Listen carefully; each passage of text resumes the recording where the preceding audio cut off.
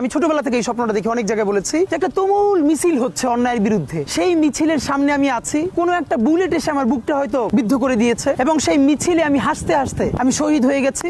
সবাই যখন মৃত্যুটাকে ভীষণ ভয় পায়, আমি তখন হাসতে হাসতে আল্লাহর কাছে ভীষণ সন্তুষ্টি নিয়ে পৌঁছতে। আমরা যারা দেশকে ভালোবাসি তাদের বেঁচে থাকার কোনো অধিকার নেই। যারা দেশকে ভালোবাসেন তারা মরে যাওয়ার পর নেতারা ভাষণ দেয়, পুলিশ বলে, আইন শৃঙ্খলা বাহিনী বলে যে মামলা চলমান আছে, খুব তাড়াতাড়ি আমরা আসামিকে ধরতে পারবো। কিন্তু ওই আসামি ধরাও হয়নি, বিচারও হয়নি, হবেও না। নেতারা ভাষণ দেবেন, পুলিশ তদন্ত করবেন, কিছু নাটক হবে, কিছু সিনেমা হবে, কিছু রিলস ভিডিও হবে, এরপর সব আস্তে আস্তে সেই আগের মতো হয়ে যাবে। যারা আইন বিষয়ে দায়িত্ব পালন করছেন, আপনাদের কি লজ্জা শরম বলতে কিছু নাই? হাদি ভাইয়ের হত্যাকারীর বিচার না হলে আমরা প্রতিবাদী মিছিল নিয়ে মাঠে থাকবো ইনশাআল্লাহ।